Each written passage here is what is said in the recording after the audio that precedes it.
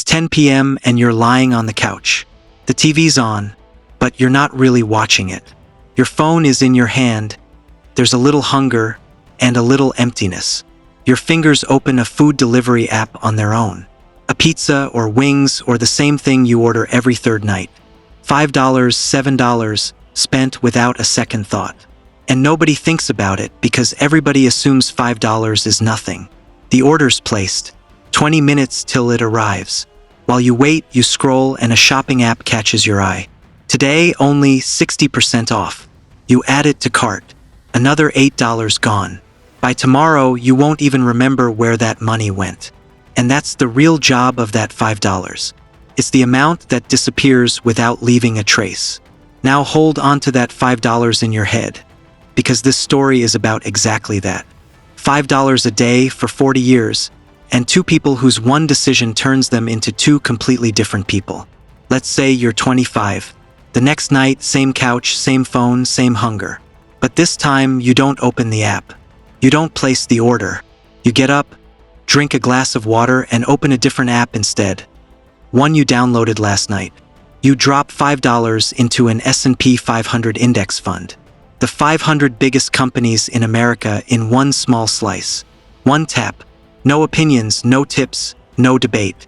Now your screen shows a balance. $5. Feels almost stupid, like planting a single seed in an entire field and calling it a farm. No thrill, no rush, no win. Just $5 sitting in something you can't even touch.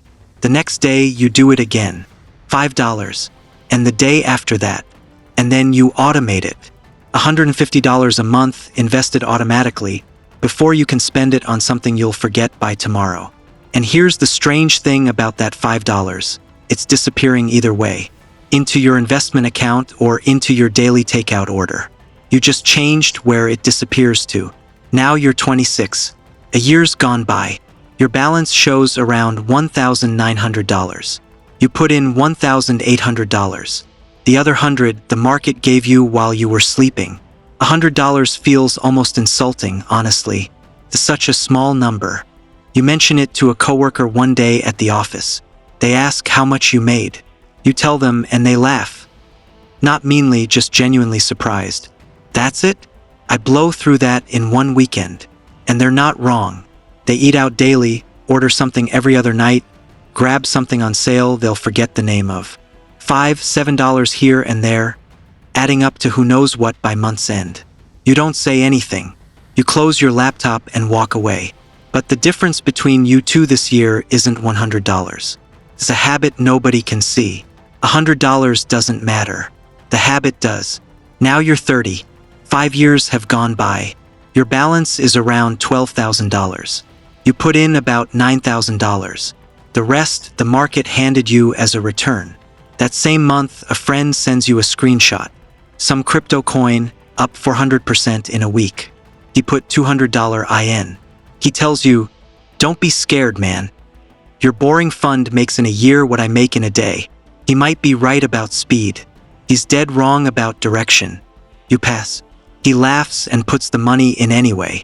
3 months later, that coin is down 90%, and he's stopped mentioning it. You keep doing the most boring thing in the world, investing, and slowly, quietly getting rich. Now you're 35. 10 years of investing. Your balance is around $34,000. You put in roughly $18,000.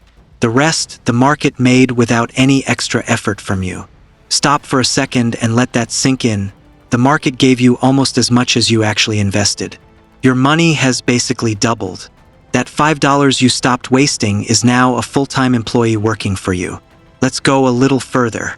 You're 40. 15 years of investing, balance around $72,000. And right around then, the whole market crashes. Every news channel is running headlines about a market crash, and your balance drops by a third in a matter of weeks.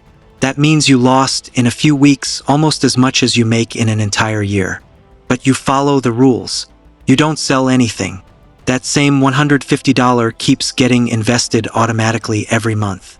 And now that same fund is available at a lower price than it's been in years. You're not brave. You're just too bored to do anything different. And doing nothing is the rarest, most valuable skill in personal finance. Now you're 45. 20 years of investing. Balance around $150,000. For the first time, something starts happening. The money the market gives you in just 2 years starts to equal the money you invested in 20. Today, that $5 has turned into a money-making machine. That same year, a coworker gets laid off. No savings, no plan, nothing lined up. But you have a big number behind you, one you built just by using $5 the right way over and over. Now you're 50. 25 years of investing. Balance around $270,000. You put in around $45,000 total. The rest? Compounding multiplied it roughly 6 times over. Here's a shocking fact. The market now gives you, in 2 years, more than 1.5 times your entire lifetime investment. Meaning, even if you doubled how much you invest today, your total contributions could never catch up to what the market's return is already giving you. Say you're at a reunion. Someone shows up in a car worth more than your entire yearly salary. Someone's talking loudly about their watch.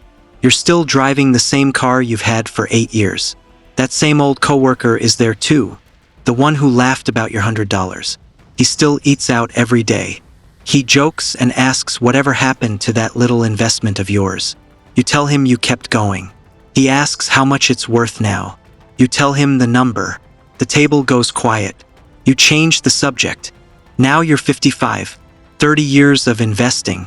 Balance around $500,000. 10 years after that, your balance is around $1.7 million. Out of that $1.7 million, what you actually invested is only about $27,000. The rest, over $1.6 million, is pure compounding growth. Money you never earned. Money you never worked an hour for. You didn't get lucky. You didn't pick some winning stock. You didn't try to time the market. You just said no to a food order and an impulse buy thousands of times over. And you let the smallest amount of money sit in the most boring place for the longest amount of time. That's the entire mechanism. There's no other secret. There's no shortcut version where someone hands you $1.7 million overnight, starting with just $5. Right now, somewhere, it's 10 p.m., and someone's lying on a couch, phone in hand, food app open, about to place a $7 order. They're not doing anything wrong, because $7 feels like nothing to them. And that's exactly the trap. It's small enough that it never feels like it matters, and that's precisely why nobody stops to think about it. So after this video, I'm not going to tell you to change your whole life. Just the next time you're about to spend money on something you don't really need, pause for 1 second and ask yourself, what am I actually turning this $5 into? And if this video made you stop and think, even for a second, drop the word compound in the comments.